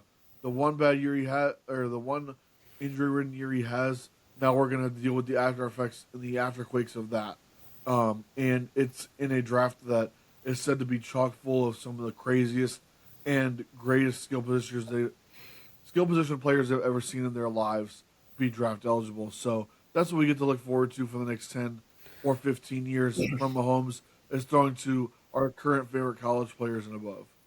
It'll be very interesting to do what they do with the quarterback. As Gardner Minshew's one of the guys, as I threw out a name, as it's been reported, Danny Dimes, Daniel Jones of the Colts is not a lock to go back to the Colts. So I would not be surprised if he joins Kansas City if they have a plan in place. It's just a matter of what the receivers now. I mean, that's probably his best case scenario because I mean, who else be looking for? I mean, we might be looking for a quarterback if it's not Shador, but we're probably going to draft one. The Jets. Does he go to the Jets? I think there's a lot of teams that could be involved for him, but I think Mark, I'm calling it now. I would not be surprised if he lands in Kansas City because I can't say he needs a quarterback. And they need a running back too. They need a running back bad. Their running back sucks. Pacheco sucks. Hunt, we love Hunt, but his time's starting to run out a little bit for his time in the NFL. So they need a running back. They need another tight end. So this boom and bust. I think this team's going to be out of the playoffs the next 2 years before they even get back into it, because who knows how Mahomes is going to be when he comes back. So, but we got to give credit to the Chargers too. They're hanging around. They're fighting. They're fighting for a playoff spot right now. They're the second in the division. They're hanging around. They took care of business, and they got a good. That's nice. Good. They got the. They got the Cowboys next week, and then they got a couple other games coming up. But they got a chance. They sneak in and be a wild card team as well. They're probably out of the division hunt because Broncos pretty much got that line locked up. But the Chargers, if they can play their defense, now their defense has injuries. Can they step up? Can they play their defense they know how to? Can their offense play well? I think they got a chance, Mark, because the Chargers look really good, and they're going to be. Can they be due for a push and maybe get a good kind of matchup to kind of win in a wild card round in a couple weeks? Yeah, I definitely agree. I think that at the end of the day that they'll be fine after Mahomes comes back. Basically having a 2-year window to get him back right, get him back healthy, and letting him know, like, hey, we got you. We're going to create another team around you. That was even better than our first one. You know he believes you because you already did it before. So it's definitely going to be not only terrible as a sport fan to see, but it'll be terrible as a Chiefs hater who wants our dynasty and all dynasties to go away. Really mainly because the Browns never had one. It hurts our chances for that based off of the fact that, they almost won a game with a 44-year-old Phillip Rivers. Can we just talk about that? Like, he had them there to win the game in under a minute. So even with that being said, like, this team is clearly not a slouch. A win against them is not given. It's really earned.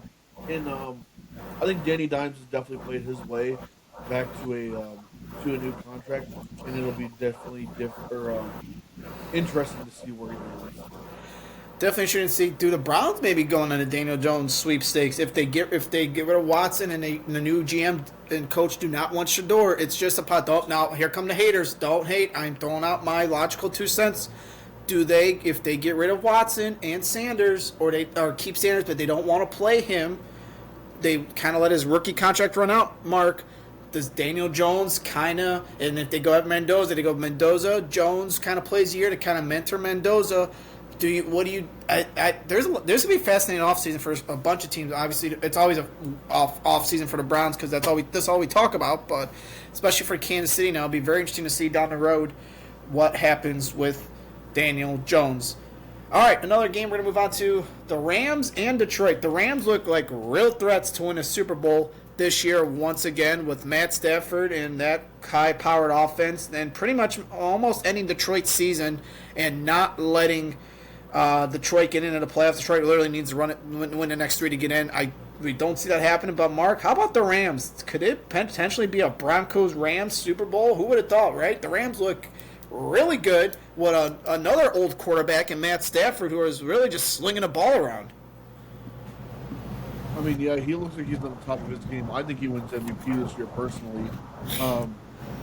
Adams and Puka get hurt in this game, but when they're both on the field at the same time, holy crap, is that offense hung. And they've got Corum and Kyron Williams in the backfield. I mean, they just look like the most complete team, and I don't think anybody can really mess with them. If they're going to lose, they're going to lose on their own by not taking something seriously or by having mental mistakes. Other than that, I don't really.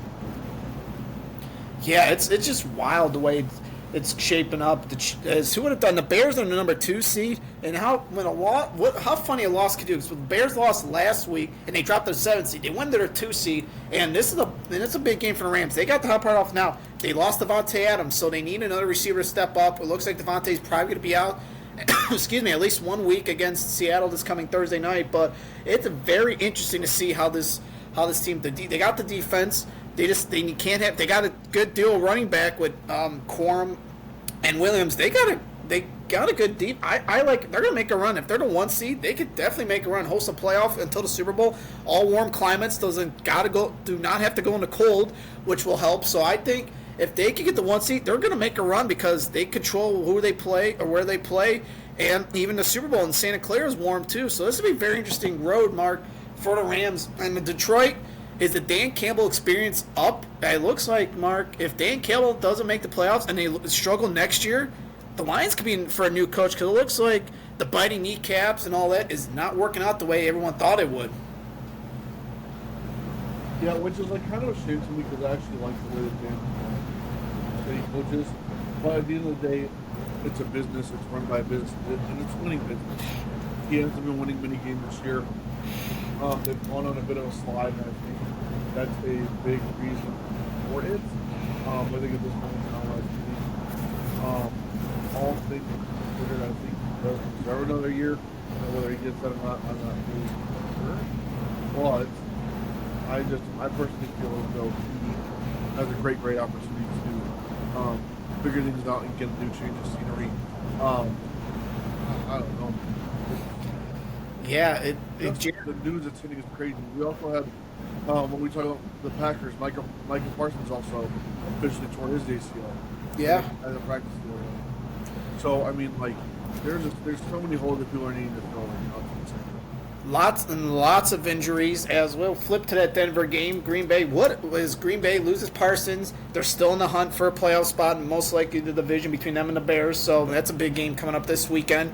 And then what about Denver though? How the heck is Denver doing this? They locked up a playoff spot. They're pretty much. I think they got to win at least one more. I think, or no, they got to win and hope Chargers lose one more because Chargers own the tiebreaker right now. They own a tiebreaker because Chargers beat them earlier in the season. So, but how about this? Sean Payne and Bo Nix. Who would have thought that pairing would be the now the favorites besides Patriots, Mark, to get into the Super Bowl? It's very insane. Now, do remember, Bo Nix is a bit older than most of the quarterbacks that you see, so he probably has a bit more experience to it. But at the same time, like, I did not expect them to have the last 2 years that they've had all over the place. Bo Nix looks like a seasoned veteran. Their receivers are clicking on all cylinders. Their running backs look good. I mean, they've still got defenders coming back. It's literally insane what they have going on right now. And I couldn't be happy for them. Yeah. So in Green Bay, it sucks. They lost Michael Parsons, who they traded for the Cowboys this year, and who they gave up. Now it's just like it's like how the Jets, remember, or Jets and Colts. Remember, the Colts traded for Johnson, and he got hurt, so he's been hurt. They wasted. They got rid of multiple first round draft picks on him, and now same thing with the Green Bay Packers. They just traded away their picks for Michael. Now he's not going to be able for the playoffs. So it's been a weird year of injuries. Weird year. Everybody's getting, especially if you're fantasy, you're watching your team, kind of go down. It's just been a weird year, and these injuries, they kind of quiet down for a little bit, but all of a sudden they got Devontae out, Micah out, Patrick Mahomes out. Both Mahomes and Micah tore ACL. It's just very weird how this season has gone with injuries, and unfortunately, you still got 3 weeks plus playoffs left. Hopefully, there's not another big injury, but the way this is going, Mark, unfortunately, I would not be surprised. Me neither, and I think I don't know. At the end of the day, I it's hard because you kind of don't want Green Bay to win it. Green Bay to win in a sense, really based on the fact that you've already seen them before. You've seen them there for years and years and years and years. So, I mean, I would quite honestly love to see Ohio State in there something worse than bias, but I don't know, man. Like, all these injuries, I just wonder. Let's go back to what, about a month ago or so, Kyle. We were talking about grass versus turf, right?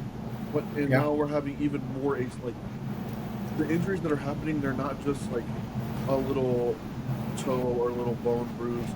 Like, people are tearing ligaments every week, and now it's becoming star players tearing ligaments every week. Do you think it's still the turf versus natural grass motto, or do you think it's that these guys are just so much bigger and so much more athletic, their bodies just can't handle it? I What I will like go. is this something that the league really has to look at this point? I will say this. I was thinking about this, but majority of college teams are playing on turf. So I don't think it's more the Yep. grass. I don't think it's more the grass versus turf debate because you see injuries happen on the turf too. I think it's more of the body. Like, you just move the wrong way or something. You step the wrong way, and that happens because not even the little. I mean, Maybe the little colleges would, but they don't have the money. But Michigan ain't changing turf. Ohio State ain't changing turf. It's more like Minnesota. There's a couple teams that play on grass. Would they ever change a turf? I don't know. But a couple teams that play on turf change the grass. And in college, I don't know. I mean, majority NFL plays on grass, so I think it's just weird because you do the combine on grass or on turf, and then you just go into the grass. So I just think it's just a body function. I think you can't blame the turf. Obviously the turf at MetLife is the house of horrors for some players, but I think that's just Terrible. yeah, just how it is because I just think college aren't going to change the grass. I think mostly teams in the South are just grass compared to up north. So I think it's more just the bodily, and it sucks that you stepped the wrong way. But look, I mean, Devontae got hurt on turf yesterday for just running, he pulled his hammy. So I think the debate's kind of stupid at this point, just because of what the majority of turf, and even high school now has turf. Not a lot of teams have, so it's just That's true. a lot of more high schools are paying for turf, especially if they have the money. Or like I know our old school, the Cleveland Browns helped out, so and a couple schools in that area helped out building it. So I just think the turf is probably going to be the way to go. And then you get the NFL, you're probably going to have to deal just playing on grass because when push comes to shove, it's just the way you step, and it was just a freak injury. And unfortunately, there you have a freak injury like those two or those like four people that got injured yesterday. And I mean, Arizona, they have the rollout grass in the dome. I think it just depends, but I think it's a stupid argument. It doesn't need to be that. I think people need to look at it and be like, well, there's turf everywhere. You're not gonna get rid of turf for forever, and the NFL's not gonna change their grass. So in Baltimore, I think they were turf at one point. They changed the grass a couple years ago, but I don't know. I believe so. Yes. Yeah, so I don't know. It's just a weird day of football yesterday. Weird day of injuries, and we're praying for Godspeed to all of them. Hopefully, we'll see them next year at some point.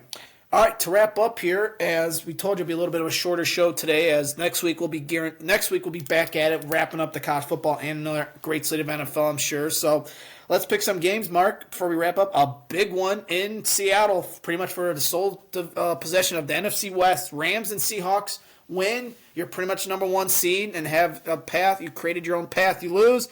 You need some help to stay alive. You're still alive, but you're pretty much playing for a better wildcard spot at this point.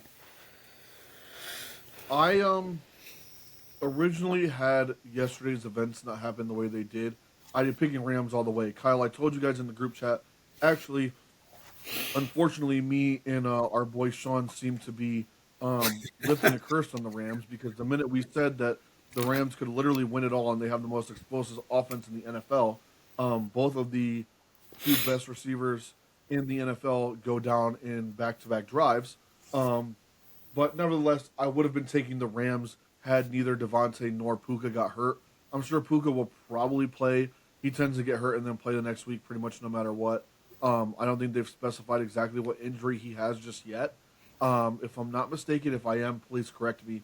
But I think with that being said, I feel like the Seahawks win this one. They've been playing good football all year long, and I think they just have the healthier offense at this point in time. The Rams defense has been playing well all year long, and I'm kind of waiting for them to see if they falter at all as well, just because of the way things happen. Like they haven't had traditionally the best offense in the world, really, or the defense, excuse me. But their offense is kind of carrying them and making it so that every other team has to play one-dimensional to keep up. But the Seahawks have that kind of offense, and I think they have the better defense as of right now. I'm going to go Seahawks in a close one, but I'm sure you'll see Stafford and Puka pull the rabbit out of the hat somehow, some way, and somewhere to where they keep this one close. But I think Seattle ultimately pulls it off. Yeah, I have to go to your point. I think Puka come back. I didn't see him come back, but I guess from reports and people telling me he did come back. So he's going to probably play Thursday night. Devontae is out. Devontae is doubtful Thursday night. So I think I'm going Seattle. Like you said, Mark, I think if Devontae was playing, Seattle's rolling right now. They had another great game yesterday. They had to fight a little bit for it, but I just think they're going to win, and I think the Rams will still get. I mean, the Rams defense though is kind of what is no one's knock on wood's not hurt on their defense. So, defense going to keep them in. They got the. I don't know. It's tough, but I think Seahawks slight. But if wouldn't be not surprised if LA does win That one should be a good game Thursday night. What we Hey, love. you know what? Shout out to Jackson Smith and Jigba. Keep putting on for wide receiver U OSU. Um, he's finally having his breakout year. After a decent year last year as well. I just want to shout him out because he's so far out west that I think a lot of people forget about how good he really is playing this year. I mean, he's destroyed all the Seahawks records in a single season this year, and he is on a fucking heater. And I think he's part of the reason why Darnold is playing as well as he has is because he's got a dog on the outside in JSN putting on for wide receiver U and showing all you little cluster fucks that LSU could never match up to what we got over in Columbus. Hey, WRU baby. That's Ohio. Michigan's RBU at times when they produce the running backs. All right, so we're gonna move on. A big game Saturday night, pretty much will be for the division. Green Bay versus the Bears. They just played literally 2 weeks ago, and if the Green Bay wins, they're pretty much in sole possession of the division. Lose, and it's gonna be a great division fight the last 2 weeks. Mark, I'm going. I want to say the Bears, but I want to say I'm going Green Bay. I wanted to say the Bears. I think the Bears. I think they'll get in. I believe, but I think Green Bay, that high power offense. I don't say Micah was a big part of the defense. I think they're going to adjust, and their defense is going to still play at the higher rate. So I like Green Bay in this one. It's in Chicago though, but I think Green Bay's their offense is just a little bit better right now. We don't know if Odunze is going to play. He was out against the Browns last week, so give me the Packers in a close one. I am actually going the opposite way. I'm going the Bears. Okay. As I mentioned when we talked about Bears Browns, the Bears defense is number one in takeaways, and while Jordan Love is playing at an all time high, he also he does play with a bit of that Brett Favre, young Aaron Rodgers gunslinger type of edge to him, where he will put the ball in harm's way at a 50-50 clip, and the Bears seem to thrive in those 50-50 conflicts where they end up with the ball somehow. Do we know where is the game at Soldier Field or is it Yeah. at Lambeau? Soldier Field. So and they get another home game. They're coming off a really great game, and Luther Burden is coming on at the end of the season. He's looked really good the past couple of weeks. I love the way Caleb Williams is playing football, and I think Ben Johnson's doing a great job. He's probably going to win Coach of the Year, all things considered. I think the Bears win a close one. I think this is going to be an epic quarterback duel and an epic offensive duel, but I think the Bears pull this out. They've just been playing too good of football recently. Hey, Browns fans, put more salt in the room. Look how quick that turnaround could happen if you hit on the hire and you don't mess around and you draft the right way. So hey, good Yeah, for them. you just go for the guy. And we got it first hand of it on Sunday when they kicked the crap out of us 31-3. All right, another big one. Who would have thought we were having Tampa Bay, the Buccaneers versus the Carolina Panthers? Who would have thought we would be having the Panthers and division title in the same sentence? Another matchup that is going to be decided in the next couple of weeks here as they play each other twice in the next 3 games. Mark, I think I'm going Bucks. I think the Bucks are pissed off, and I think they're the better team this week, and I think they beat the Panthers. Yeah, I agree. I think the Panthers are obviously playing much, much better football. Another situation where we've already talked about it on the show a couple of different times now, but you're seeing it in real time. This is what happens when you invest in one quarterback and you give him weapons. All Bryce Young needed was basically some time to sit and a weapon to kind of get going in some offensive line pieces. They got the offensive line pieces. They draft Ted McMillan, who is a deep ball catcher and can catch in traffic, big guy. Similar to what Shador's done. He's already sat. Now he's been playing. What's next? If the Browns follow that game plan, and the owners follow that game plan where they're not as hands-on and they let the football people do the football things, look what can happen. David Tepper has even come out and said he's been in the community helping out. There's been interviews that the Pat McAfee show, shout out to them, have showed us where Tepper has said, hey, I let the football people do the football things, and look what's happening.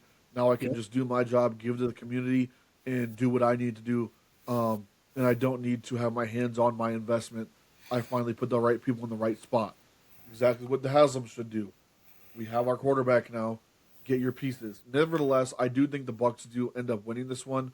They're finally Yeah, getting back to health yeah. for the most part, and I think um, not only are they pissed off that they lost just this past weekend, but I think part of it is because they thought that it would be instantaneous once they all got healthy, that they would just look that much better.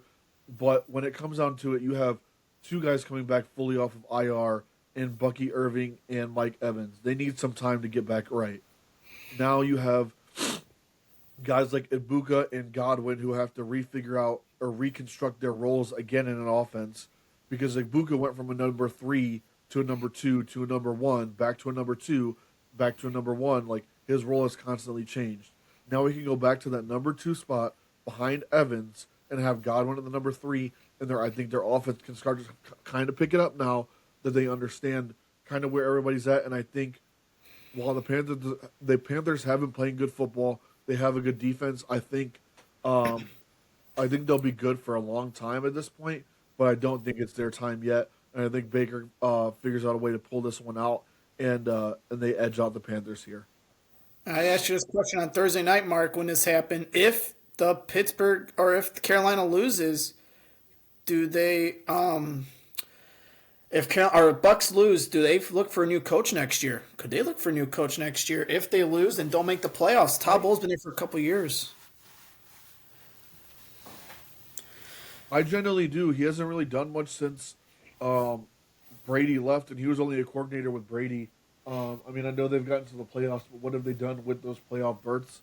Not Right. very much. I think they've been outed in the first round a couple of times, or they've won a first round game against a lesser opponent who kind of shouldn't have been there, and they end up getting blown out in the second round. I genuinely think that that we could be looking at something like that in the idea that they do miss out, especially if they lose to the Panthers. I think that would be an all-time blunder by Bowles, and I think that's unacceptable for what Tampa Bay has. You've already seen how the players are reacting to some of these losses, and then you lose to a Panthers team who this is their first year having success since Cam Newton, basically. I think there's going to be some problems, and the heads will roll, and his will be the first. So we will see on that. Definitely not game to keep an eye on next week. They play 2 out of 3 times with each other. All right, another one. A battle of division winner or division leaders in the AFC. Jacksonville Jaguars head to Denver. Who would have thought we'd be talking about a game of this magnitude at this point in the season? And here we go, Jacksonville. We talked about draft picks. Jacksonville said, "Here, take our draft pick. We'll just keep winning and make you wait till the end of the first round to make your second selection in the 2026 draft." But I like Denver in this one. I just think going to altitude and flying over the time zones. I think Denver's playing well. They're playing hot. I think they take advantage of a Jacksonville team who's still coming into form. Denver is looking complete right now. Give me Denver in this one. Yeah, I agree. I think the Denver defense is too much. As good as we've seen Trevor Lawrence play last weekend, I believe he just had um, 5 touchdowns this past weekend. You're not going to have that type of success against that Broncos defense. They're suffocating, especially um, in the defensive backfield. They have a great front four. I just think they're going to be too much. And Bo Nix at this point and Sean Payton have a relationship that I think is too good to be beat right now, especially by a team that is lesser than them.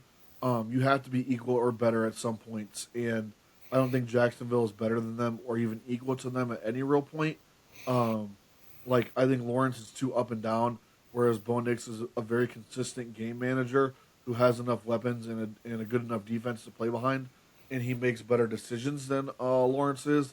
I think the Broncos suffocate them and kind of put the kibosh off of and kind of show that they were a 1 week wonder last week over in Jacksonville. Yes, we'll see on that. And the next one, the final to wrap up Sunday Night Football, New England versus Baltimore. Baltimore playing for a playoff spot. Desperately need to win. They win this week, and Steelers do lose this, or at the time of this recording, Monday Night Football this week. Could be very interesting. Mark, who do you got? I've been going back and forth. I keep wanting to pick the Patriots based off of how they keep coming out in the beginning of these games, but at the same time, then their defense kind of just takes the day off, puts in a half day of work, and then another team just comes back while they're using their PTO time, and all of a sudden it's a game at the end of the game. But at the same time, the Ravens haven't done well when they start to get blown out. They kind of like in a sense, they also fold up the tent. I feel like the Patriots win this one, especially because they kind of have no choice other than to win to get back above the Bills, especially because the Bills play us this weekend. I think we all know what's going to happen there. The best thing that could come out of that game is Miles gets 2 sacks and we get to celebrate an individual award. But other than that, I think the Patriots honestly win this one and get because they know they have to put distance between them and Josh Allen because they know what he can do, especially now after last weekend. Giving the Patriots, but I think it's going to be closer than we think. Um, Given that the Ravens are also desperate with with the AFC North being wide open, with them and the Steelers pretty much competing for that spot, being that the Bengals are all but out and Joe Burrow's basically talking about he's going to retire. I think it's between them two, and I think the Ravens are going to be fighting and playing with desperation, and that could only mean it's going to be a close game for both teams. But I think New England pulls it out. Yeah, I like New England in this one. Baltimore, they're just kind of a weak link this year. They're kind of on their back. Who knows? Their coach. They're even talking about their coach maybe getting let go at the end of the year. But I think New England's tough. They're going to bounce back. They got a big game. They want to win that division. They're probably out of the 1 seed, but they want that 2 seed. So give me the Patriots in Baltimore on Sunday night. Now watch Baltimore come out and just lay the boom on New England. So They probably will, and then we'll look like idiots like always. as we always do. So, well, folks, this is it. This was a great episode 20, a celebration of 20 weeks already. Who would have thought 20 weeks ago, Mark, we were gotten this far? And what a week, and what a time. We can't thank you guys enough. And Mark, I know I can talk for Mark too. It's just been a great time with you guys, and we're gonna continue. We're just getting started here on the final whistle. I mean, yeah.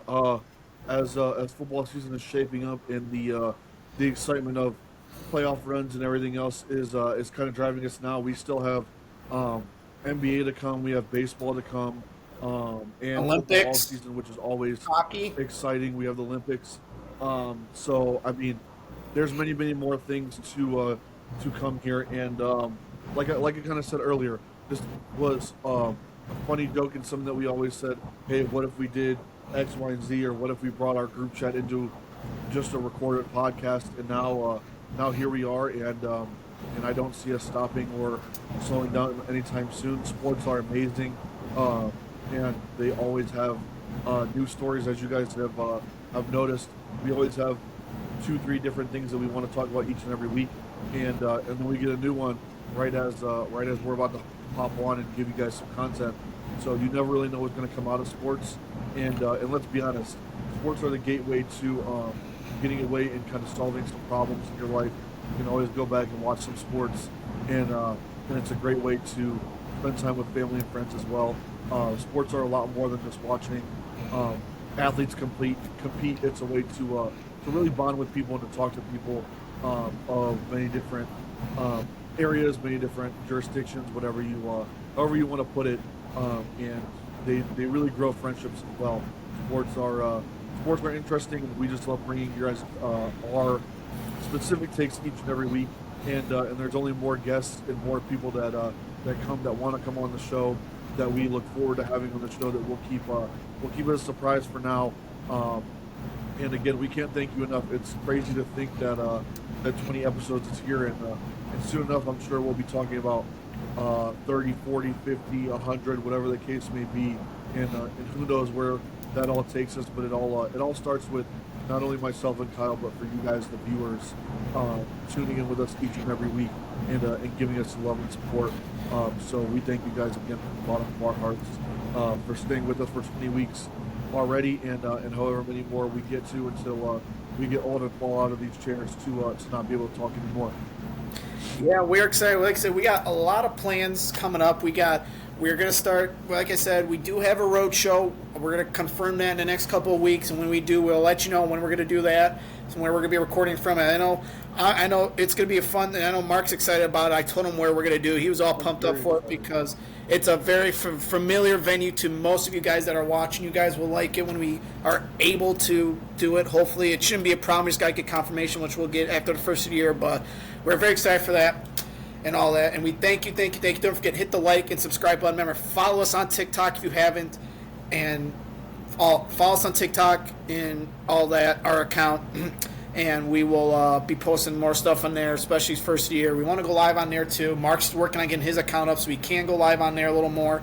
So we're working on that. So also, don't forget, follow Mark's new TikTok account. I know Mark will post it at the end of the show for you guys to follow so we can get us 25 and we can get moving on that. But with that being said, it's time to get out of here. We've talked enough. We will see you next week for episode 21, Christmas edition of the Final Whistle. Enjoy Super Saturday, we're calling it, with college football, NFL, Super Saturday. Enjoy it. We'll recap all the action like we always do. Yep, Super Saturday. We'll enjoy Super Saturday. We'll recap it all next Wednesday, only on the Final Whistle. Goodbye. Woo!